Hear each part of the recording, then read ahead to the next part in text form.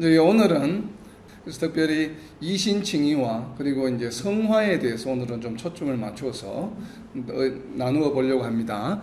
이제 15절입니다. 오늘 시작은 15절입니다. 우리는 본래 유대인이요 이방 죄인이 아니로되. 여기서 본래라고 하는 말은 원래 태어나면서부터 유대인이었다는 얘기죠. 이스라엘 민족은 어떠한 하나님의 따로 어떤 부르심이나 그런 것이 아니라 유대인들이 하나님의 백성이 되었던 것, 구약시대에는 그것은 자신들이 그냥 부모님으로부터 태어나면서부터 유대인이 다 되었죠. 그래서 본래부터 유대인이요라고 하는 것은 태어나면서부터 유대인이었다라고 하는 부분이 어떻게 보면 조금 강조되고 있는 듯 합니다. 그래서 굳이 그런데 바울 사도가 지금 누구에게 이야기하는 것이에요? 우리는 본래 유대인이요 하는 이 말은 지금 누구에게 하는 것입니까? 지금 현재 지금 식사를 하고 있는 자리에 참석하고 있는 자들을 대상으로 이야기를 하는데 그 이야기의 지금 포커스는 지금 베드로와 바나바에게 맞추어져 있는 것이죠. 그래서 우리는 여기서 말하는 우리는 바로 바울 사도와 베드로와 바나바와 그 식사 자리에 있던 유대인들이겠죠. 그래서 우리는 본래 유대인이요 이방 죄인이 아니로되라고 이야기를 하고 있는데 여기서 지금 이제 이분법으로 이야기를 합니다. 근데 당시에는 유대인들과 이방죄인 이렇게 두 그룹이 있었던 것이에요. 사람들을 나눌 때에. 그러니까 예수님이 오시기 전에는 유대인 그룹, 즉 하나님이 선택한 선민이 있었고, 하나님이 선택하지 않았던 이제 다른 나라 사람들, 즉 이방인 그룹. 그렇게 해서 이 두 그룹이 있었죠. 그래서 자기네들은 원래부터 태어나면서부터 유대인이었지만 그렇지만 또 이방인들은 유대인들이 아닌 것을 이제 대비적으로 보여주시는 것이죠. 그렇지만 지금 이 이야기를 듣는 사람들, 그 식사 자리에는 누가 많겠어요?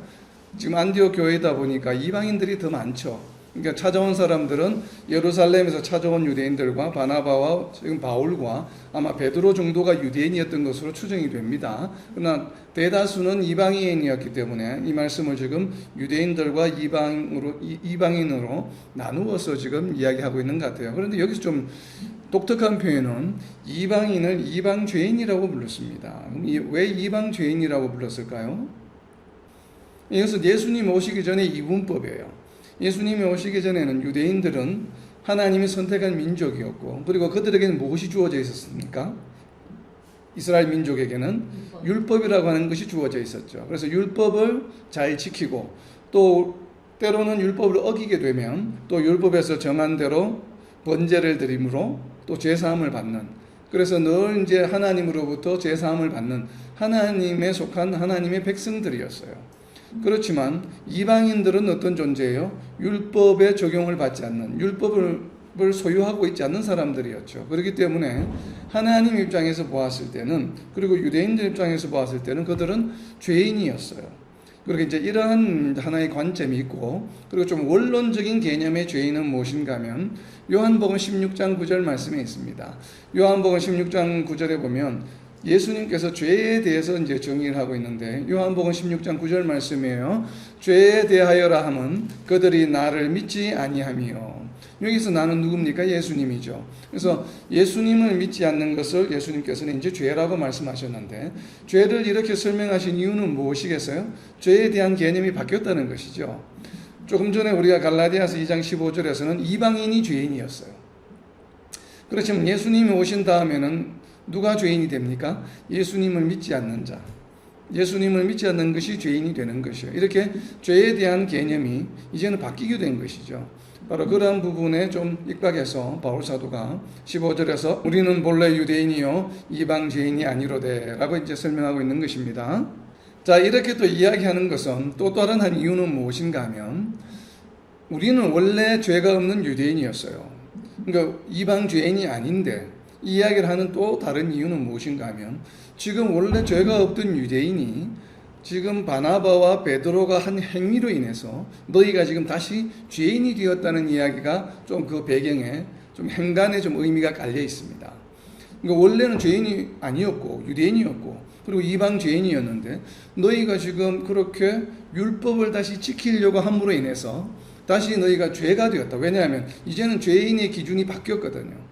우리가 방금 요한복음 16장 9절에서 살펴본 것처럼 죄에 대하여라면 예수님을 믿지 않는 것이 죄예요. 근데 예수님을 믿는다라면 율법을 당연히 지키지 않아야 되는데, 그런데 다시 율법을 지키려고 하니까 너희가 이제는 예수님의 기준에 의해서 다시 죄인이 되게 되었다는 것이에요. 그런데 그 식사 자리에 참여했던 사람들은 예전에는 율법을 소유하지 않았던 이방인이었기 때문에 이방 죄인이었어요. 그런데 이들은 지금 뭐예요? 예수님을 믿어요. 그러니까 예수님을 믿게 되었기 때문에 이제는 새로운 죄의 기준에 의해서 이들은 이방 죄인이 아닌 자들이 되었어요. 예수님을 믿음으로. 그런데 반대로 지금 원래 내가 죄가 없던 유대인이었는데 예수님 오시기 전에는, 그런데 너희가 다시 예수님을 믿고 나서 구원함을 받고 죄인이 아니게 되었는데 다시 또 율법을 지키게 되면 이제는 새로운 죄의 기준에 의해서 너희가 다시 죄인이 된다라고 하는 것을 지금 이분법으로 지금 설명을 하고 있는 것입니다. 그래서 좀 그러한 행간의 의미가 있는 것으로 추정이 됩니다. 그래서 우리는 본래 유대인이요 이방 죄인이 아니로되 라고 하는 말씀을 이렇게 이방인들과 함께 또 지금 바나바와 베드로에게 이야기하고 있는 것으로 보여집니다. 자, 이제 이어서 16절 말씀입니다. 16절 말씀에 보면 사람이 의롭게 되는 것은 율법의 행위로 말미암음이 아니요 오직 예수 그리스도를 믿음으로 말미암는 줄 알므로 우리도 그리스도 예수를 믿나니 이는 우리가 율법의 행위로서가 아니고 그리스도를 믿음으로써 의롭다함을 얻으려 함이라. 율법의 행위로서는 의롭다함을 얻을 육체가 없느니라. 아멘. 바로 이제 방금 15절에서 한 말씀에 대한 상세한 설명이죠. 그래서 15절 말씀이 어떻게 보면 인트로의 역할을 하고 있는 것입니다. 그러니까 16절 말씀을 하기 위해서 15절 말씀을 하신 것이죠. 그렇게 해서 이제 이분법으로 나누어졌던 예수님이 오기 전의 이분법과 예수님이 오시고 나서의 이분법, 이 지구상에 존재하는 사람들은 두 그룹이에요. 예수님이 오시기 전에는 율법을 소유한 자와 율법을 소유하지 못한 죄인들, 예수님이 오시고 나서는 예수님을 믿음으로 구원함을 얻은 자들과 예수님을 믿지 않으함으로 죄에 머물러 있는 자, 이렇게 이제 나누어진 것이에요. 그래서 베드로와 바울과 바나바는 예수님이 오시기 전에는 유대인으로서 죄인이 아니었어요. 그런데 예수님이 오시고 나서는 예수님을 다 같이 믿게 되었는데 또다시 율법을 지키는 행위를 함으로 마치 율법을 지키려고 하는 행위를 하게 된다면 너희는 다시 옛날 이방 죄인들보다도 이제는 더한 죄인이 되게 된다라고 하는 이야기를 15절에서 하면서 그 이유를 16절에서 상세하게 설명하고 있는 것입니다. 그래서 왜 내가 15절에서 그렇게 이분법으로 이야기를 했는가 하면 이제 설명을 하는 것이죠. 사람이 의롭게 되는 것은, 그 의롭게 된다는 것은 무엇이에요? 죄인이 아니라고 하는 것이죠. 원래는 죄인의 무리 가운데 있는데 이제는 내가 의롭게 된다는 것은 원래는 그 이전에는 의롭지 않았다는 얘기죠. 의롭게 된다고 하는 것이기 때문에. 그래서 죄인의 그룹 속에 있다가 사람이 의롭게 되는 것은 지금 베드로나 바나바 너희와 같이 율법을 지킴으로써 우리가 구원에 이를 수 있는 것이 아니다. 의롭게 되는 것이 아니다라고 이제 다시 한번 설명을 하고, 오직 예수 그리스도를 믿음으로 이방인들처럼, 지금 여기 이 자리에 있는 이방인들처럼 예수 그리스도를 믿음으로 의롭게 된다라고 하는 것을 우리가 지금 다 알고 있다는 것이에요. 복음의 진리로 이미 알고 있다. 그래서 말미암는 줄 알므로 우리도 그리스도 예수를 믿나니, 그러니까 예수님을 믿는, 그리스도 예수를 믿는 이유가 바로 무엇이에요? 예수님을 믿음으로, 그리스도를 믿음으로 의롭게 되는 것을 우리가 알기 때문에 우리가 지금 예수님을 믿는다라고 하는 것을 이야기하고 있는 것입니다. 바울 사도가 왜 이렇게 풀어서 설명하고 있냐면 나중에 뒤에 나오는 말씀들 때문에 그래요. 바울 사도가 지금 여기서 우리는 누구예요? 그러니까 우리도니까 여기서는 이방인들은 아니겠죠. 우리도라고 하는 것은 방금 15절에서 이야기한 것처럼 바로 유대인들이에요. 그러니까 유대인 크리스천, 바나바와 베드로와 지금 바울을 이야기하는 것이에요. 그 지금 식사 자리에 있는 사람들, 우리 유대인들도, 예전에는 유대인들도 지금 우리가 예수님이 오시고 나서 그리스도를 믿는 이유는 무엇이에요? 그리스도를 믿음으로 우리가 의롭게 될 수 있다라고 하는 것이기 때문에, 예전에는 우리가 죄를 짓게 되면 번제를 드림으로 의롭게 되었습니다. 죄사함을 받았습니다. 그러나 이제 그것에 의해서 되는 것이 아니라 예수 그리스도를 믿음으로 의롭게 된다는 것을 너도 알고 나도 알기 때문에 우리가 지금 예수 그리스도를 믿는 것이 아니냐, 바로 이런 것이에요. 그래서 이는 이는 또 설명하고 있죠. 이는 접속사죠. 이렇게 하는 이유는 우리가 율법의 행위로서가 아니고 그리스도를 믿음으로써 의롭다함을 얻으려 함이라. 그러니까 예수 그리스도의 믿음으로 의롭게 된다는 것이에요. 이것이 이제 바로 이제 그 이신칭의에 대한 얘기죠. 그리고 이신칭의에 대한 얘기를 지금 베드로 사도와 바나바의 예를 들어서 조금 이야기적으로 지금 설명하고 있는 부분입니다. 이방인들 앞에서. 그래서 얻으려 함이라 율법의 행위로서는 의롭다함을 얻을 육체가 없느니라. 그러니까 율법으로서는 의롭다 하는 행위를 얻을 육체가 없는 것이죠. 그래서 믿음으로 의롭게 되는 것인데 우리가 또 유의해야 될 것은 이 믿음은 능동태입니까? 수동태입니까? 내가 믿고 싶다고 해서 믿어지는 것이에요? 아니면 하나님의 은혜에 의해서 우리가 믿게 되는 것입니까? 바로 후자이죠. 그래서 우리가 그것을 알 수 있는 것이 바로 로마서 10장 10절 말씀입니다. 로마서 10장 10절 말씀에 보면 사람이 마음으로 믿어 의에 이르고 입으로 시인하여 구원에 이르느니라. 바로 마음으로 믿고 입으로 시인한다고 하는 이 헬라어 원어에 보면 믿고 시인한다고 하는 것이 전부 수동태라고 이야기를 했죠. 100% 제3자에 의해서 결국은 하나님의 은혜에 의해서 우리가 마음으로 믿게 되고 입으로 시인하게 된다는 것이죠. 그래서 그렇기 때문에 예수 그리스도를 믿음으로 의롭게 된다라고 하는 것, 이 의롭게 된다고 하는 것은 내가 의롭다고 주장하는 것입니까? 아니면 하나님께서 의롭다고 여겨주시는 것입니까? 하나님께서 의롭다고 여겨주시는 것이죠. 그래서 우리가 중요한 이 이신칭의의 주체는 누구인가 하면 하나님이세요. 우리가 실질적으로 예수님을 믿음으로 이전에는 죄를 많이 짓던 육신이 예수님을 믿음으로 갑자기 죄를 짓지 않는 육신으로 변화된 것이에요? 그런 게 아니죠. 사실 육신은 동일하죠. 동일한데 우리가 예수님을 믿음으로 동일한 사람이지만 하나님께서는 어떻게 여겨주셔요? 예수님을 믿기 전에 사람은 죄인으로 인식을 하시고 예수님을 믿는 믿음을 가지고 있기 때문에 무엇이에요? 사람은 동일한 사람이요 육신의 그 정욕을 여전히 가지고 있지만 육신의 정욕을 가지고 있지만 그래도 하나님께서는 네가 의롭다라고 하나님께서 인정해 주시는 것이죠. 여겨 주시는 것이에요. 그래서 이 이신칭의의 주체는 하나님이시다. 그러니까 칭의의 주체는 바로 하나님이시죠. 이것을 어디에서 알 수 있냐면 창세기 15장 6절 말씀이 있습니다. 아브라함이 여호와를 믿으니 여호와께서 이를 그의 의로 여기시고 누가 의로 여기셨어요? 여호와께서. 우리는 이 개념을 잘 이해를 해야 합니다. 칭의도 주체가 누구예요? 하나님이시요. 그리고 우리가 믿음을 가지게 된 주체도 누구세요? 하나님. 수동태로 우리가 믿음을 가지게 되었다고 하는 것. 그렇기 때문에 우리가 믿음을 가지고 의롭게 되고 또 의롭게 됨으로 구원에 이르게 된 모든 것들이 누구에 의해서 된 것이에요? 주체가 하나님에 의해서 된 것이에요. 그래서 우리는 이 구원을 하나님의 선물이다. 하나님의 은혜로 된 것이다 라고 이야기하는 것이에요. 왜냐하면 그렇게 되는 과정에서 우리의 의지나 노력이 하나도 적용되지 않았기 때문에 그렇습니다. 기여하지 못했어요.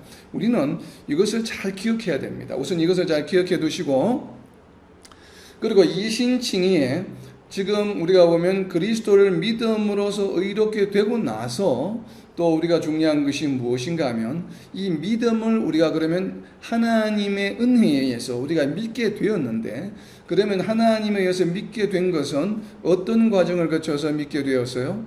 로마서 10장 17절 말씀에 보면 믿음은 어디에서 난다고요? 들음에서 나며 들음은 예수 그리스도의 말씀이니라. 그러니까 복음의 말씀을 들었어요.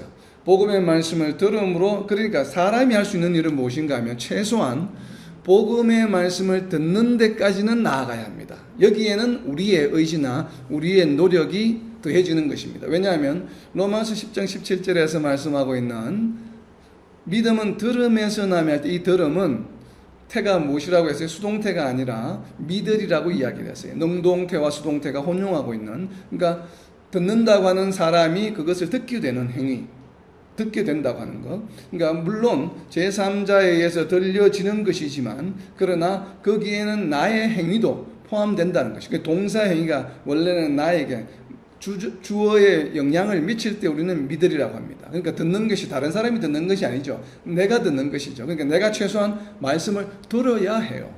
그러니까 말씀을 듣기만 하면, 듣는 자리에 나오기만 하면 그 다음부터 일어나는 믿음의 역사와 믿음이 일어나는 것과, 그리고 이 믿음에 의해서 우리가 믿음이 그냥 믿음으로서 내가 지금 예수님을 믿어 하고 여기서 스톱이 되는 것이 아니에요. 믿음을 가지게 되면 반드시 일어나는 것이 무엇인가 하면 로마서 1장 5절 말씀해 보면, 로마서 1장 5절 말씀입니다. 그로 말미암아 우리가 은혜와 사도의 직분을 받아 그의 이름을 위하여 모든 이방인 중에서 믿어 순종하게 하나니. 우리가 믿음을 가지게 되면 그 다음에 따르는 것이 무엇인가 하면 순종이 따르게 되어 있습니다. 이 순종 또한 나의 의지나 노력으로 되는 것이 아니에요. 믿음은 믿음으로도 그냥 멈춰지는 것이 아니에요. 믿음으로 그냥 끝나는 것이 아니에요. 믿으면 항상 무엇이 뒤따라요? 믿어 순종이라고 하는 것이 우리의 삶을 통해서 이루어지게 되어 있습니다. 이것은 내가 하고 싶다고 해서 하는 것도 아니요, 내가 하기 싫다고 해서 하지 않는 것도 아니에요. 믿음이라고 하는 것이 나의 의지로 되는 것이 아니기 때문에, 나의 의지가 관여하는 것이라면 순종 또한 마찬가지로 내가 순종할 수도 있고 안 할 수도 있겠지요. 그러나 우리가 이 개념을 잘 이해를 해야 됩니다. 우리가 불순종을 할 때, 우리가 때로 불순종할 때가 있잖아요. 우리의 삶을 돌아보면. 그리고 주변을 봐도 교회에 다닌다고 하면서 믿음이 있다고 하면서도 말씀대로 잘 살아가지 못하고 우리가 불순종하는 모습을 보일 때가 있죠. 우리 자신들도 마찬가지지 않습니까? 우리의 삶을 통해서 우리가 경험하고 있는데, 그것이 마치 내가 불순종하지 않으려고 해서 안 한 것으로 우리는 생각을 많이 합니다. 그리고 또 순종하는 것은 내가 열심히 잘 순종해야지 결단하고 막 노력한다고 해서 순종하는 것으로 이해하는 경향들이 좀 있습니다. 이것이 이신칭이 어떻게 보면 굉장히 중요한 파트 중에 하나라고 저는 개인적으로 생각을 합니다. 자, 이러한 부분이 지금 16절에 담겨 있고, 16절에 담겨 있는 또 다른 하나의 메시지는 무엇인가 하면 율법의 한계에 대한 것이 있죠. 율법의 행위로는 절대로 의에 이를 수 없다. 유대인들에게는 이 율법이 무엇인가 하면 구원에 이르는 하나의 수단으로 여기고 있어요. 레위기에 보면 죄를 지었을 때, 죄를 지으면 죄인이잖아요. 죄인이면 하나님과 함께 할 수 없어요. 그래서 예전에 어떻게 했습니까? 유대인들이 광야에 있을 때 죄를 지은 자들, 아니면 불견한 것에 손을 댄 자들은 하나님의 무리 가운데 머물 수 없었어요. 그래서 어떤 특정 기간을 정해서 그 울타리를 벗어나 있게 했어요. 그러고 나서 번제를 드리고 속죄제를 드리고 속건제를 드리고 이렇게 제사를 통해서 죄사함을 받은 다음에 제사장이 허용하면 다시 무리로 되돌아오는 그런 것이 이제 율법에 존재했거든요. 그래서 율법의 존재함으로 인해서 죄를 지은 자들이 죄사함을 받을 수 있는 방법 또한 율법에 규정이 되어 있어요. 그러니까 그런 각종 번제를 드리는 것들이 있죠. 그렇기 때문에 바로 이런 율법의 행위를 통해서 자신들은 의롭게 될 수 있다. 즉 하나님과 함께 할 수 있는 존재가 될 수 있다는 생각을 가지고 있습니다. 그 생각이 어디에 나타나느냐 하면 바로 사도행전 15장 1절에 그 말씀이 있습니다. 사도행전 15장 1절에 보면 어떤 사람들이 유대로부터 내려와서 형제들을 가르치되 너희가 모세의 법대로 할례를 받지 아니하면 능히 구원을 받지 못하리라 하니, 바로 이렇게 되어 있죠. 할례를 받지 않으면 너희가 구원에 이르지 못해. 물론 할례는 창세기 17장에서 하나님께서 언약의 징표로 주신 것이기 때문에 이렇게 얼마든지 말씀하실 수 있죠. 그러나 기본적으로 율법에 대한 가치관이 그랬어요, 유대인들이.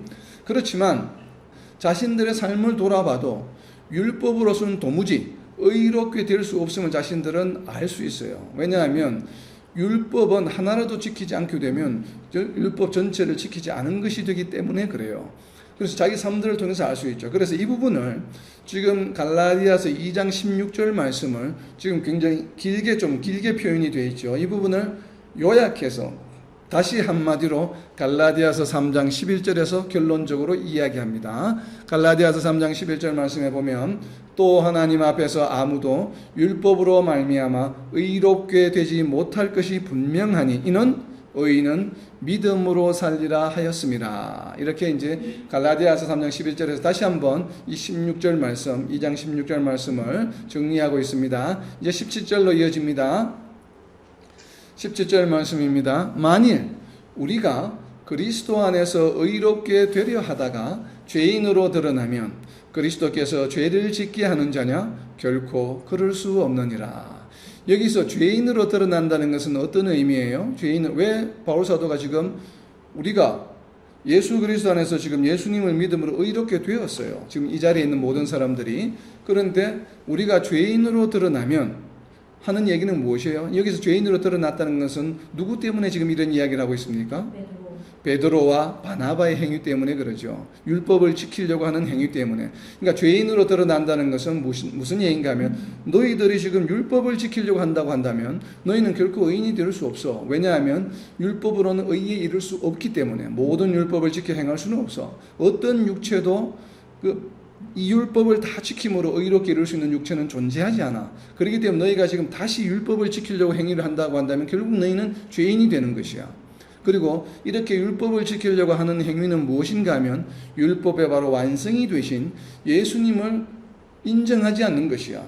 그래서 아까 요한복음 16장 말씀에 본 것처럼 예수님을 믿지 않는 것이 죄라고 이야기했기 때문에 너희가 다시 율법의 행위를 따르려고 하는 것은 결과적으로 무엇이에요? 예수님을 믿지 않는 것이 되고 예수님을 믿지 않는 것은 결국 무엇이에요? 죄가 되는 것이죠. 요한복음 16장 말씀처럼 예수님을 믿지 않는 것이 죄라고 선포하셨기 때문에 그래서 죄인으로 드러나면 그렇게 죄인이 된다고 한다면 그렇다면 그리스도께서 죄를 짓게 하는 자냐? 결코 그럴 수 없느니라. 예수님을 믿고 나서 내가 다시 율법을 따르게 된다면 죄인이 되는 것인데 그렇다면 예수님을 믿고 나서 예수님이 하나님의 자녀가 된 자들, 예수님의 제자가 된 자들을 그냥 죄인이 되도록 내버려 두시겠느냐? 아니면 예수님을 믿는다고 하면 예수님을 믿음으로 우리는 의롭게 여김을 받게 되었고 하나님으로부터 그리고 의로운 존재로 다시 거듭났는데 이 거듭남이 불완전한 것이냐 이 말이에요. 여전히 다시 죄로 돌아갈 수 있는 죄인으로 돌아갈 수 있는 그런 것이냐 이것이 뭐 되었다가 안 되었다가 되었다 안 되었다 하는 것이냐 이런 뉘앙스로 이야기하는 것입니다. 왜냐하면 결코 그럴 수 없는 것이에요. 우리가 예수님을 믿음으로 마음으로 믿고 입으로 시인하여 구원을 받게 되면 그것은 구원의 완성이 이루어진 것이에요. 이미 우리는 의롭게 된 것이에요. 자, 이 부분도 나중에 다시 한 번 더 자세하게 설명하겠습니다. 물론 온전한 구원은 예수님이 다시 오실 때 우리가 이루어지는 것이지만 우리는 그것을 글로리피케이션이라고 이야기를 하죠. 그러나 어찌되었든 우리가 구원받는 조건, 이 조건은 예수님을 믿음으로 이미 이루어진 것이에요. 근데 이것이 우리가 어떤 행위를 안 함으로 또 이렇게 다시 옛날로 돌아갔다가 다시 또 하게 되면 다시 돌아오게 되고 이렇게 왔다 갔다 하는 것이 아니라는 것이에요. 그래서 예수님이 그러면 우리가 예수님을 믿게 되었는데 우리로 하여금 다시 죄를 짓도록 하겠느냐? 그러면 예수님을 믿는다고 하는 것이 다시 우리가 죄인으로 돌아갈 수 있는 그러한 여지가 남아있는 그러한 믿음이냐? 바로 이러한 얘기를 하는 것입니다. 그래서 그리스도께서 죄를 짓게 하는 자냐? 결코 그럴 수 없느니라. 우리는 결코 죄인으로 돌아갈 수가 없어요. 이제 그런 존재를 지금 이야기하는 것입니다. 물론 우리가 이제 죄인으로 돌아갈 수 없다. 한 번 받은 구원은 영원한 것이다라고 이야기하는 우리 장로계 신앙이 있고 또 구원은 완성되어 가는 것이라고 하는 또 감리교 쪽에 요한 웨슬레 쪽에 또 신앙관도 있습니다. 그렇지만 두 가지가 다 구원을 잃어버리는 개념은 아니에요. 그래서 우리가 한번 받은 구원은 우리가 잃어버리지 않아요. 이제 그러한 것을 이제 이야기하는 것입니다. 결코 그럴 수 없느니라. 이제 18절로 넘어갑니다. 18절. 만일 내가 헐었던 것을 다시 세우면 내가 나를 범법한 자로 만드는 것이다. 이것은 어떤 말씀이에요? 방금 17절과 이어지는 말씀이에요.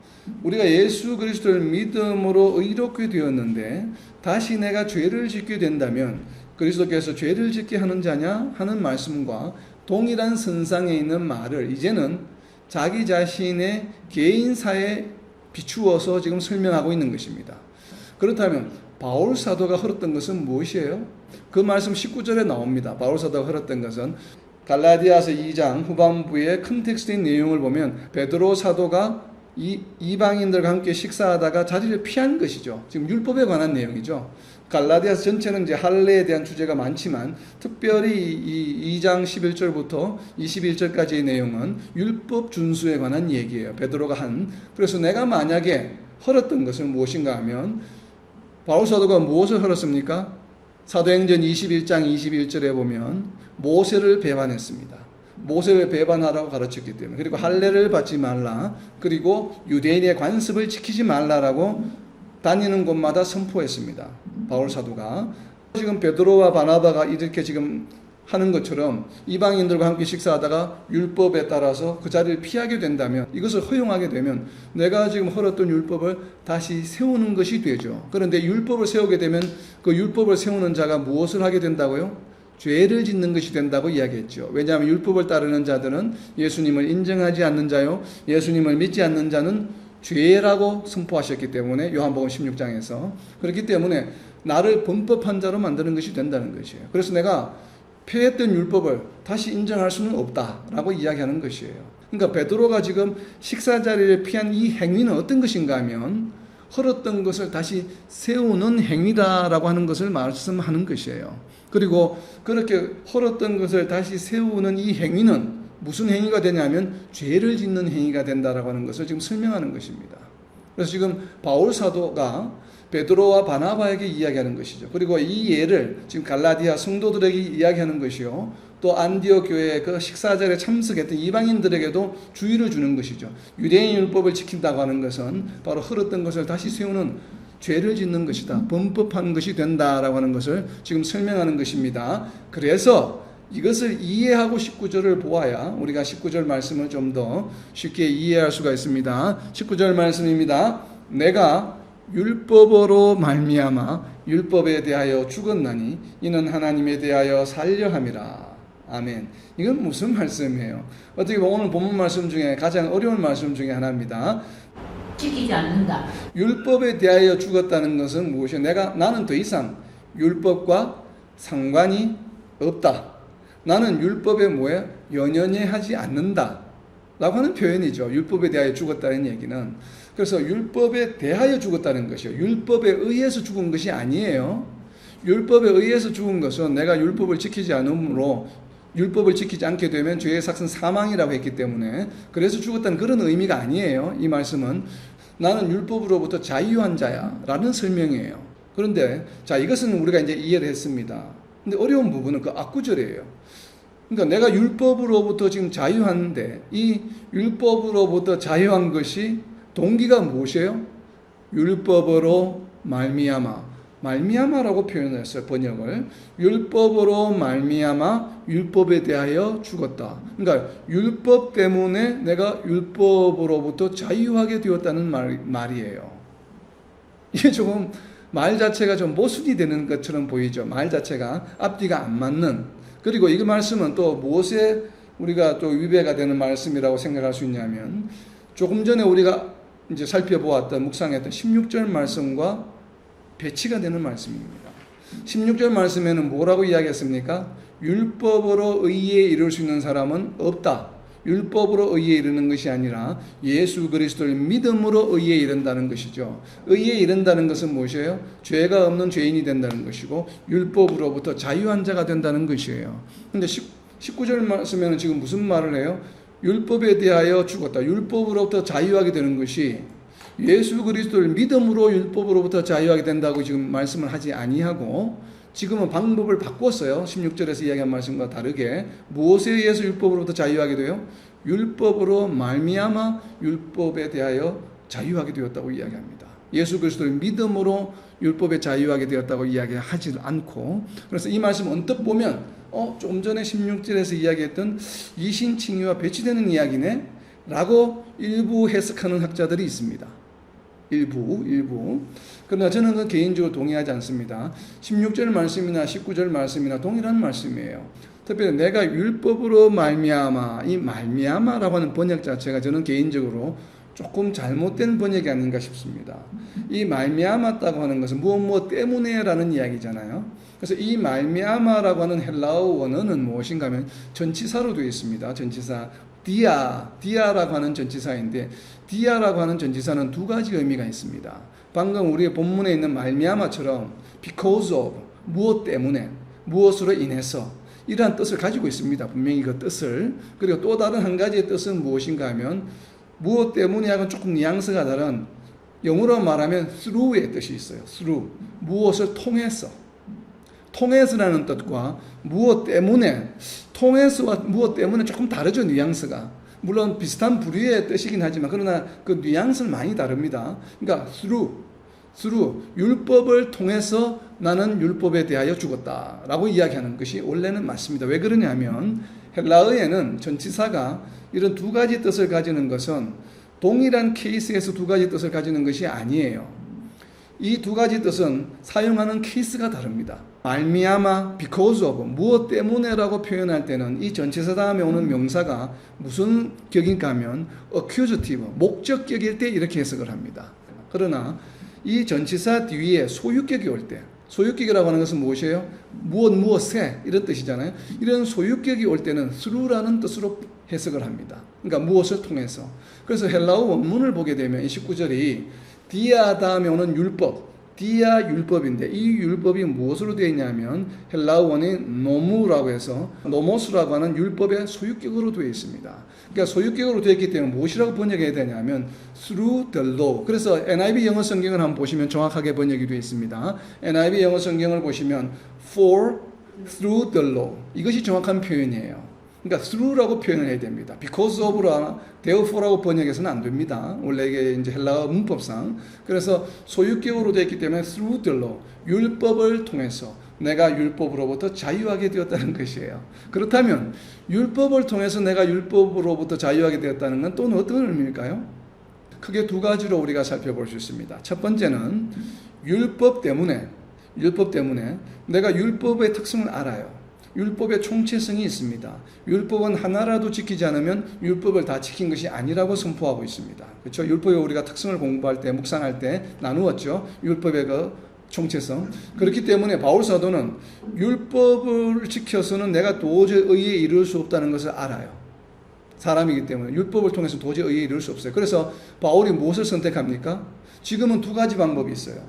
예수님을 믿음으로 구원의 의롭게 여김을 받을 수 있는, 의롭다 여김을 받을 수 있는 방법이 하나가 있고, 유대인들은 율법을 지킴으로 의롭게 될 수 있는 한 가지, 지금 두 가지 방법이 존재해요. 지금 예수님 오심으로 인해서 유대인들에게는 그러한 선택이 있었습니다. 자신은 율법을 지키는 것을 이제는 포기하고 무엇을 택했어요? 예수님을 믿는 것을 택했어요. 그래서 율법에 대해서 뭐예요? 죽었다. 율법으로부터 나는 자유하기로 결심했다라고 하는, 이렇게 해석할 수 있는 방법이 한 가지가 있습니다. 조금 무리가 있죠, 보면은. 그래서 뒤에 나오는 19절 후반부에 보면 이는 이렇게 한 것은 무엇이에요? 하나님에 대하여 살려 함이라. 하나님에 대해서 내가 살기 위해서 나는 율법을 택하지 않고 버리고 예수님에 대한 믿음을 택했다라고 이야기하는 것으로 우리는 첫 번째로 해석할 수 있습니다. 그리고 두 번째 방법은 무엇인가 하면, 두 번째 방법은 율법으로 말미암아, 이 말씀은 율법 중에 어떤 율법이 있는데 이 율법을 내가 지킴으로 인해서 그 율법을 통해서 이제는 율법으로부터 자유하게 되었다고 해석할 수도 있습니다. 자, 이렇게 이제 해석할 수도 있는데 그 율법이 바로 어떤 율법인가 하면 신명기 30장 16절 말씀입니다. 곧 내가 너에게 명령하여 내 하나님 여호와를 사랑하고 그 모든 일을 하여 그의 명령과 규례와 법도를 지키라 하는 것이라. 그리하면 내가 생존하며 번성할 것이요 또 내 하나님 여호와께서 내게 가서 차지할 땅에서 내게 복을 주실 것입니다. 아멘. 자, 여기서 생존하는 방법이 무엇입니까? 첫 번째가 뭐예요? 하나님을 사랑해야 되죠. 두 번째는 무엇이에요? 모든 길로 행해야 되죠. 세 번째는 무엇이에요? 하나님의 명령과 규례와 법도를 지키게 되면 살게 되는데, 이 사는 것은 누구 앞에서 사는 것이에요? 지금 유대인들도 살고 이방인들도 살고 있어요. 우리의 기준에 의하면 세상 가운데서. 그런데 여기서 생존한다고 표현은 누구 앞에서? 하나님 앞에서 사는 것이죠. 하나님 기준에서 내 앞에서 너희가 하나님 앞에서 사는 것. 이방인들은 율법을 지키지 않는 자들은 비록 육신은 삶은 살고 있지만 하나님 앞에서는 뭐예요? 죽은 자들이에요. 살고 있지 않은 자들이라 이 말이에요. 갈라디아서 2장 19절로 돌아옵니다. 이는, 이렇게 하는 이유는 바로 무엇이에요? 하나님에 대하여 살려 함이라. 자, 하나님 앞에서 사는 방법이 생존하는 방법. 그 생존하는 방법이 신명기 30장 16절에 있었죠. 이 세 가지 어디서 많이 보던 것, 좀 듣던 것, 익숙한 것이죠. 예수님께서 하신 말씀, 모든 율법을 요약하면 무엇이라고요? 너는 여호와 하나님을 마음과 힘과 모든 것을 다해서 사랑하라. 하나님을 사랑하는 것이에요.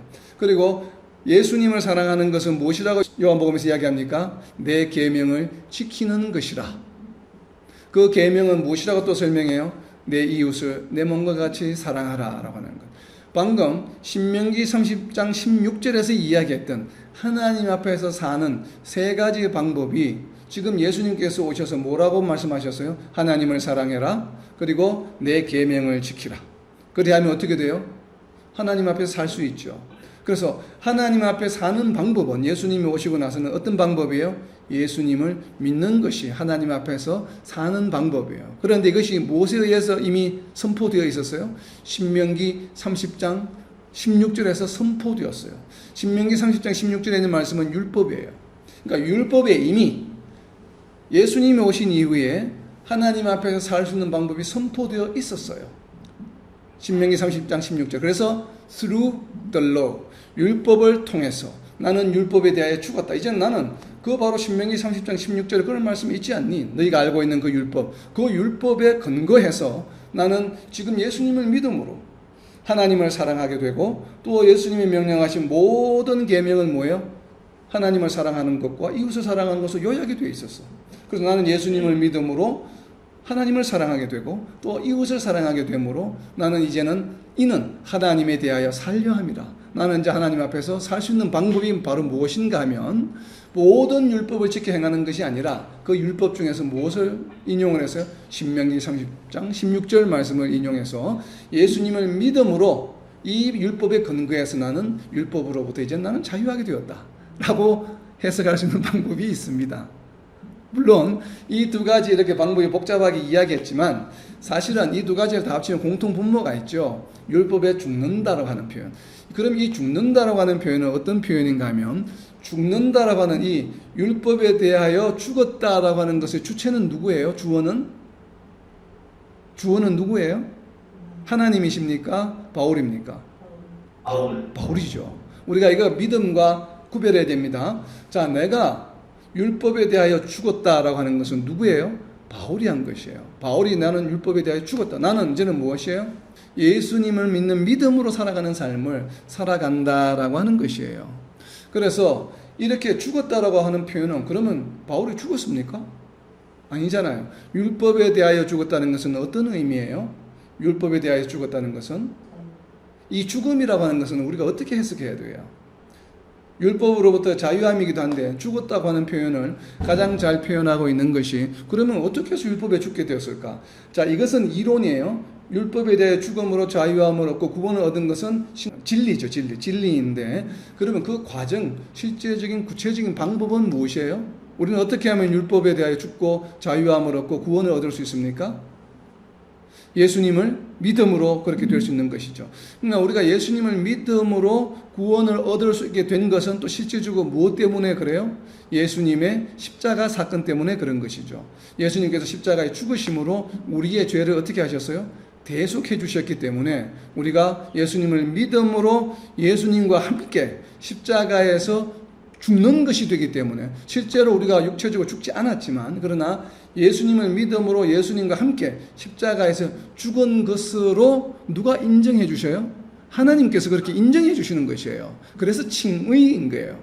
실제로 우리는 안 죽었어. 우리가 십자가에 죽지 않았잖아요. 그러나 예수님을 믿는다고 하면 하나님께서는 그것을 우리가 예수님을 믿습니다 라고 고백을 하게 되면 하나님은 무엇으로 여기시냐면 하나님께서는 그래? 그러면 네가 직접 십자가에 죽지 않았지만 내 아들이 대신 죽었기 때문에 그럼 너도 예수님이 십자가에 죽으신 것처럼 너도 십자가에 죽은 것을 내가 지금부터 인정해 줄게 라고 이야기하는 것이에요. 이것이 칭의입니다. 칭의. 그렇죠? 그래서 그 말씀이 어디에 있냐면 로마서 6장 6절에 있습니다. 우리가 알거니와 우리의 옛사람이 그리스도와 십자가에 못 박힌 것을 저희 몸에 주고 다시는 우리가 죄에 양해하려 합니다. 아멘. 여기서 죽음에 대한 이야기가 나와 있죠. 옛사람이 예수와 함께 십자가에 못 박힌 것은 근데 못 박히지 않았잖아요. 못 박히지 않았는데 예수님과 함께 못 박혔다고 누가 인정해 주셔요? 하나님께서 인정해 주신다는 것이에요. 그래서 우리는 이것을 알아야 합니다. 그래서 예수님을 믿는다고 하는 것은 어떤 것이에요? 다시 이야기하면 예수님에 대한 믿음은 이퀄 무엇이에요? 예수님과 함께 십자가에 못 박히는 것이에요. 우리가 이것을 잊어서는 안 됩니다. 우리가 예수님을 믿는다고 이야기하면서도 예수님과 함께 십자가에 못 박혔다는 사실을 잘 인지하지 못할 때가 너무나도 많아요. 그런 성향들이 많습니다. 그런데 이 십자가에 못 박히는 그 대상은 무엇이에요? 내가 직접 못 박혀요? 아니잖아요. 무엇이 못 박힌다고 되어 있습니까? 로마서 6장 6절에 동그라미를 좀 쳐놓으세요. 여기다가 무엇이 못 박혀요? 예수와 함께 십자가에 못 박힌 것은 무엇이에요? 그 대상이 무엇이 못 박혔어요? 옛사람. 옛사람의 동그라미를 쳐놓으세요. 옛사람이 십자가에 못 박혀야 됩니다. 다시 정리합니다. 예수님을 믿는다고 하는 것은 무엇이에요? 예수님을 믿는다고 하는 것은 이퀄 무엇이에요? 예수님과 함께 무엇이? 옛사람이, 나의 옛사람이 십자가에 못 박히는 것을 의미합니다. 옛사람이 십자가에 못 박힌다고 하는 것은 무엇을 의미해요? 그 말씀은 무엇을 의미하는지를 19절에 이어서 20절에 지금 설명하고 있는 것입니다. 그래서 20절을 봐야 되는 것입니다. 이렇게 이어지는 말씀이에요. 19절에서 20절로 다. 그래서 십자가에 못 박혔다고 하는 것은 무엇이 못 박혔다고요? 옛사람이 못 박혔어요. 그래서 20절에서 이렇게 이야기합니다. 선포합니다. 내가 그리스도와 함께 십자가에 못 박혔나니. 자, 여기 적어 놓으세요. 로마서 6장 6절 말씀. 십자가에 못 박혔나니 그런즉 이제는 내가 사는 것이 아니요. 이제 이해가 되죠. 내가 사는 것이 아니. 여기서 나는 누구예요? 내가 사는 것이 할 때 내는 무엇입니까? 내의 의미는 무엇이에요? 그래서 내 옆에다 갈로에서 적어 놓으세요. 내는 무엇이에요? 옛사람. 옛사람이 사는 것이 아니에요. 왜요? 옛사람이 어떻게 했습니까? 로마서 6장 6절. 옛사람을 십자가에 못 박았어요. 그래서 내가 그리스도와 함께 십자가에 못 박혔나니 무엇이? 나의 옛사람이 십자가에 못 박혔기 때문에 이제는 내 삶을 통해서 내 옛사람이 살아가는 것이 아니다 이 말이에요. 오직 무엇이 살아요? 그래서 내 안에 그리스도께서 사시는 것이다. 그러니까 예전에는 어떤 사람이었어요? 내가 사는 삶이었어요. 나의 옛사람이 그냥 세상 풍조를 따라 살아가는 그런 삶을 살았어요. 그런데 예수님을 믿는다고 하는 것은 무엇인가 하면 그렇게 살아왔던 나의 옛사람의 모습이 예수님과 함께 십자가에 못 박힘으로 이제는 더 이상 그러한 나의 옛사람이 사는 것이 아니라 이제는 그 옛사람 대신에 누가 사는 것이에요? 바로 예수님께서 내 안에서 사는 것이라. 이것을 다르게 표현하면 나의 삶이 이제는 옛사람의 모습으로 더 이상 사는 것이 아니고 예수 그리스도의 말씀대로 성령이 인도하시는 대로 그러한 삶을 살아가는 삶이다라고 하는 것이에요.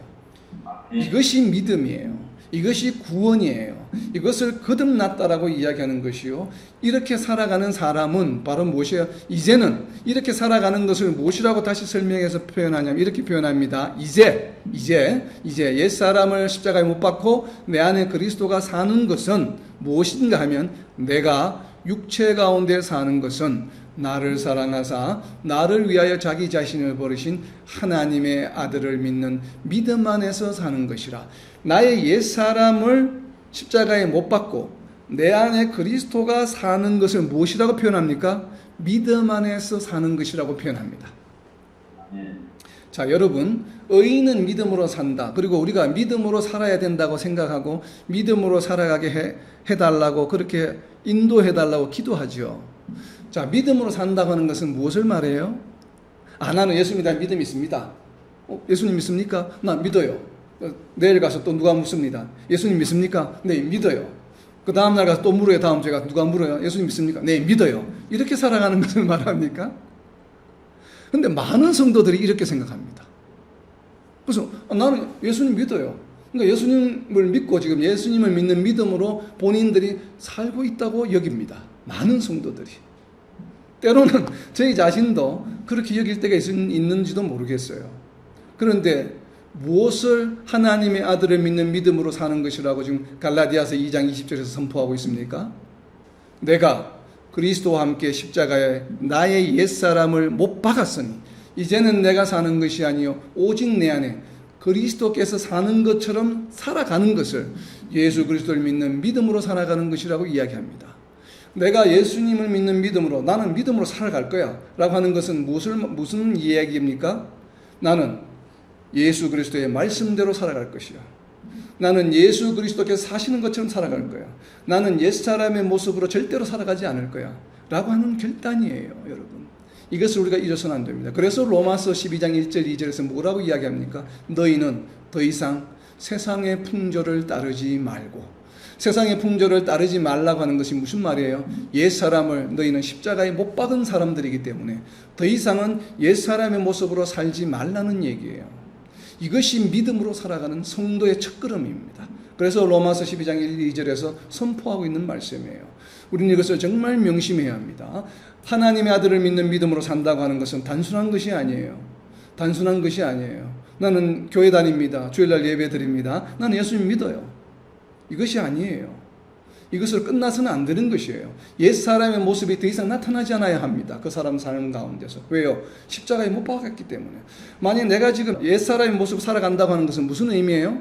내가 십자가에 못 박은 옛 사람을 지금 부활시킨 것이에요. 맞습니까? 내가 지금 옛 사람의 모습을 따라 살아간다는 이건 보통 심각한 일이 아닙니다. 그것을 앞서서 뭐라고 설명했어요? 베드로가 그랬죠. 헌 것을, 내가 헐어버렸던 것을 다시 세우는 것이에요. 자, 내가 헐었던 것을 다시 세우는 것을 바울 사도는 무엇이라고 이야기했습니까? 범법한 자다. 내가 옛사람의 모습으로 다시 살아간다고 하는 것은 무슨 것이에요? 단순한 일이 아니에요. 이것은 죄를 짓는 것이에요. 왜요? 십자가에 못 박은 것을, 헐었던 것을 내가 다시 끄집어내어서 부활시켰어요. 헐었던 것을 다시 세웠어요. 이것을 무엇이라고 이야기해요? 범법한 자라 이야기합니다. 여러분 이것을 꼭 명심해야 합니다. 자, 이제 이 죽음에 대한 것을 조금 우리가 이론적으로 좀 살펴보려고 해요. 여러분들 성경을 읽다가 보면 죽음이란 단어가 많이 나옵니다. 그죠? 그러면 이 죽음에 대한 의미는 개략적으로 좀 많은 학자들과 논쟁이 많지만 여러 있지만 그냥 개략적으로 보편적으로 정리하면 6가지의 죽음 형태가 나누어집니다. 6가지의 죽음 형태로 나누어지는데 첫 번째는 우리가 잘 알고 있는 일반적으로 알고 있는 피지컬 데스, 그냥 육체가 죽는 것을 의미해요. 일반적인 죽음을 의미합니다. 그리고 두 번째는 무엇인가 하면 바로 성도들과 성도가 아닌 자들을 구별하는 기준이 되는 죽음이에요. 그래서 이 죽음은 무엇인가 하면 영적 죽음을 의미합니다. spiritual death라고 이야기합니다. 그러니까 예수님을 믿지 않는 자들은 죽은 자들이에요. 비록 살아있지만 이것을 우리가 이제 어디에서 알 수 있냐면 마태복음 8장 22절에 보면 예수님의 제자들이 예수님을 따르다가 마태복음 8장 22절에 보면 무엇이 있냐면 우리 아버지가 돌아가셨는데 내가 장사를 지내야 하니까 조금 거기 갔다가 내가 예수님을 따르겠습니다 하는 그런 얘기가 나오죠. 그 얘기가 나올 때 예수님이 뭐라고 답하셨어요? 장사를 지내는 것은 죽은 자들에게 맡겨라. 죽은 자들은 실제로 죽은 자들이 아니죠. 예수님을 믿지 않는 세상 사람들. 그 사람들을 예수님은 뭐라고 생각하시냐면 죽은 자들이라고 이야기합니다. 그래서 여기서의 죽은 자들을 바로 죽음, 이러한 죽음이 있어요. 이것은 어떤 죽음이에요? spiritual death. 육체적으로는 살아있지만 영적으로 죽어 있는 자들, 즉 다시 말하면 예수님을 믿지 않는 자들을 말합니다. 그래서 이러한 죽음. 그리고 세 번째는 무엇인가 하면 sexual death 라고 해서 이것은 어떤 죽음인가 하면 로마서 4장 19절에 나와 있는 말씀 중에 하나인데 바로 사라가 아기를 낳지 못하는 것, 그 아기의 태가 죽은 것이에요. 그러니까 태가 뭐예요? 생명의 근원이잖아요. 아기가 태어나는 생명이 이제 탄생하는 곳인데 그것을 barren됐다. 더 이상 아기를 낳지 못하게 되는 것을 이것을 하나의 죽음이라고 생각을 합니다. 섹슈얼 데스라고 하는 표현이 있고 그리고 네 번째 죽음이 무엇인가 하면 포지셔널 데스예요. 그러니까 이 포지셔널 데스는 뭐냐면 내가 죽음으로 인해서 나의 스테이터스가 바뀌는 걸 말해요. 스테이터스가 A라는 스테이터에서 B라는 스테이터스로 바뀌는 것이. 그래서 이것을 포지셔널 데스라고 이야기합니다. 왜? 포지션이 바뀌는 데스예요. 이것이 무엇이겠습니까? 방금 우리가 살펴본 십자가에서의 죽음이에요. 예수님은 십자가에서 육체적으로 죽으셨지만 우리는 육체적으로 예수님과 함께 죽지 않죠. 어떻게 죽었어요? 예수님을 믿음으로 십자가에서 예수님과 함께 죽은 것이 되는 것이에요. 포지셔널 데스가 대단히 중요하죠. 왜냐하면 포지셔널 데스에 의해서 우리는 구원을 얻게 되기 때문에 성도들이 되는 것이죠. 자, 그리고 다섯 번째는 뭐냐 하면 다섯 번째는 세상 사람들과는 상관없는 죽음이에요. 이것은 성도들에게만 연관이 있는 성도들에게만 해당이 되는 죽음을 말합니다. 이 죽음은 우리가 operational death라고 하는 이 죽음은 어디에 있냐면 에베소서 5장 14절에 보면 나옵니다. 두 가지 용어 나옵니다. 잠자는 자와 죽은 자들이 있어요. 잠자는 자들아 깨어서 죽은 자들 가운데서 나와라. 이 말이 무슨 얘기인가 하면 잠자는 자들은 성도들을 말합니다. 성도들인데 성도들 중에 두 부류가 있어요. 깨어있는 자와 잠자는 자가 있어요.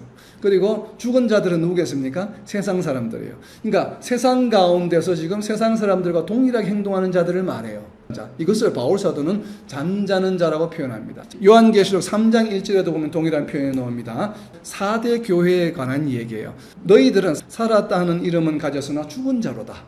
죽은 자로다 이야기합니다. 그러니까 살았다 하는 자로나 하나님을 믿는다, 예수님을 믿는다고 하면서 구원받았다고 살았다 하는 자인데 실제로 하나님 보니까 너무 죽은 자들이네. 죽은 자다. 이 죽음을 말합니다. 히브리서 6장 1절을 보시면 이제 정확하게 알 수 있습니다. 이것이 무엇을 의미하는지. 죽은 행실을 회개하라고 이야기합니다.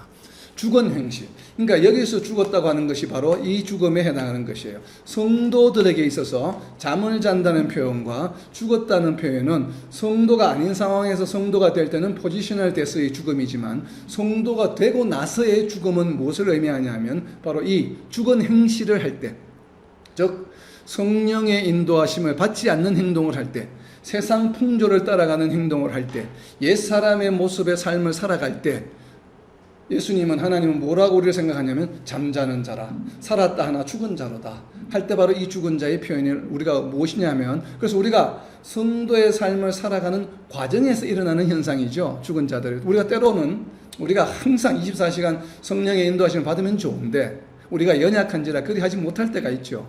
그래서 우리가 이렇게 삶을 살아가는 가운데 순간순간적으로 발생하는 death, 죽음이기 때문에 이것을 영어로 무엇이라고 표현하면 operational death라고 이야기합니다. 우리가 회사를 오퍼레이션 한다 그러죠. 조직을 운영한다. 그러니까 우리의 삶을 살아가는 과정에서 이런 죽음의 현상이 일어나는 것이에요. 이것을 이제 오퍼레이셔널 데스라고 이야기를 합니다. 그리고 이제 6번째는 성도들이 아닌 자들, 구원받지 못한 자들에게만 해당하는 죽음이 있습니다. 마지막인데 요한계시록 20장 6절에 있는 바로 불못에 던져지는 둘째 사망을 말합니다. 자, 이제 죽음을 정리해 봅니다. 첫 번째가 무엇이에요? 육체적인 죽음이 있고, 예수님을 믿지 않는 일반 사람들, 바로 영적 죽음이 있고, 세 번째는 뭐예요? 폐가 다치는 섹슈얼 데스가 있고, 네 번째는 무엇이에요? 세상 가운데 속해 있다가 예수님을 믿음으로 포지션이 바뀌는 포지셔널 데스, 십자가에서의 죽음이 있고, 그리고 성도에게만 적용되는 오퍼레이셔널 데스가 있어요. 성령의 인도하심을 받지 못하며 살아갈 때 발생하는 죽음, 그리고 구원받지 못하는 사람들에게만 해당되는 죽음이 있습니다. 뭐야? 둘째 사망. 크게 보면은 6가지의 죽음에 대한 개념들이 성경 안에는 존재한다고 우리가 볼 수 있습니다. 그래서 여러분들이 성경 읽으실 때 죽음에 대한 이야기가 나올 때 이것은 무엇에 해당하는가를 좀 유념해서 볼 필요가 있습니다. 그래서 십자가에 못 박혔다고 하는 것은 무슨 죽음이에요? 포지셔널 데스를 말합니다. 예수님과 함께 죽었다라고 하는 것이에요.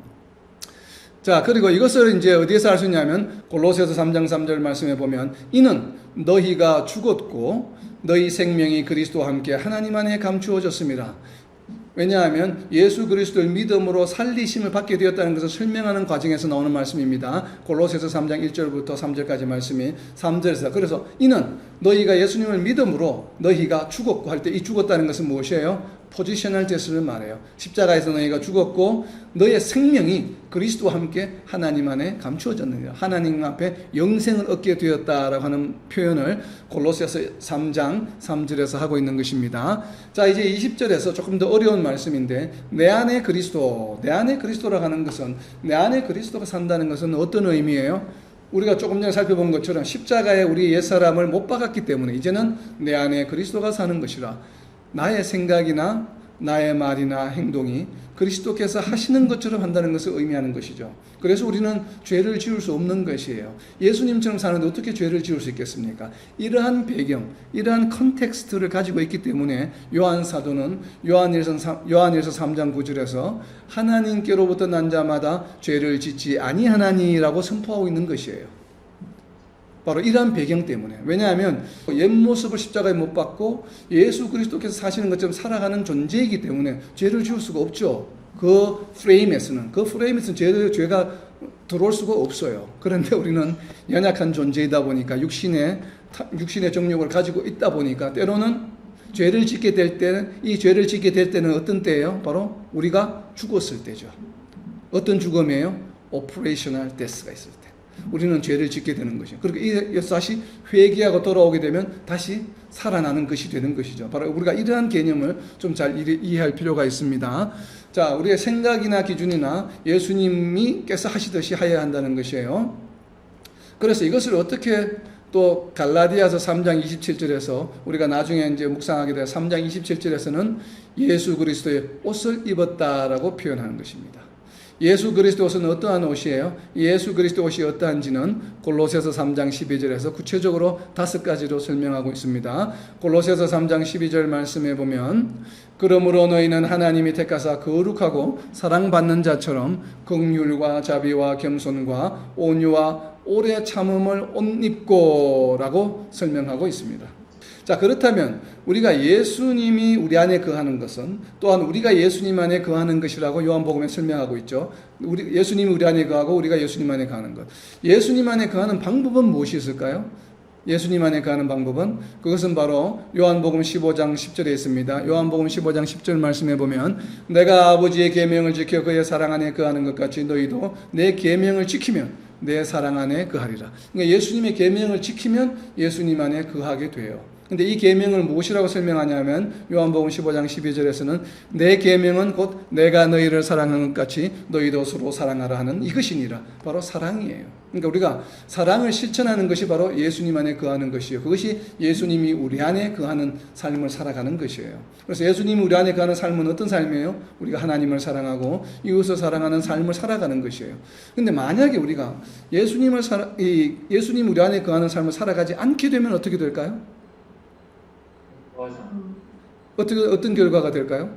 요한복음 15장 4절에 있습니다. 요한복음 15장 4절에 보면 우리가 예수님 안에 거하지 않으면 예수님이 우리 안에 거하는 삶을 살아가지 않게 되면 일어나는 결과가 있습니다. 요한복음 15장 4절입니다. 내 안에 거하라 나도 너희 안에 거하리라. 가지가 포도나무에 붙어 있지 아니하면 스스로 열매를 맺을 수 없음 같이 너희도 내 안에 있지 아니하면 그러하리라.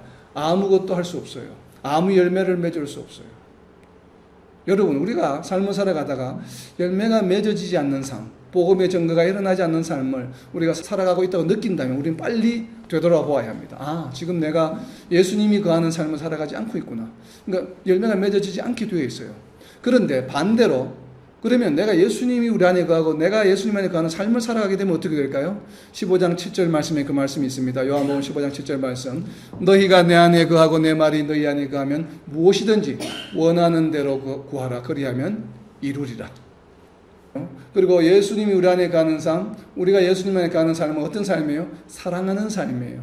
그런 사랑하는 삶을 살아가게 되면 무엇을 우리는 얻게 돼요? 모든 기도에 응답받는 결과를 우리가 얻게 됩니다. 바로 이것이 예수님 안에 살아가는 방법이에요. 그래서 정말 우리가 이 말씀을 믿고 우리가 예수님을 믿는다고 하는 것은 무엇이에요? 우리의 옛사람을 십자가에 못 박는 삶이에요. 십자가에 못 박는 삶은 어떤 삶이에요? 이제는 더 이상 내가 사는 것이 아니요 예수 그리스도가 우리 안에 살아가는 삶이에요. 이 예수님 우리 안에 살아가는 삶은 무엇이에요? 우리가 하나님을 사랑하고 이웃을 사랑하는 삶을 살아가는 삶이에요. 그러한 삶을 살아가게 되면 우리는 어떤 결과를 얻게 됩니까? 모든 기도에 응답받는 그런 축복을 누리며 살아가는 삶을 살아가게 됩니다. 바로 이러한 축복을 받으며 살아가는 저와 여러분 그리고 이 땅에 있는 모든 하나님의 백성들이 되시기를 예수님의 이름으로 선포합니다. 아멘.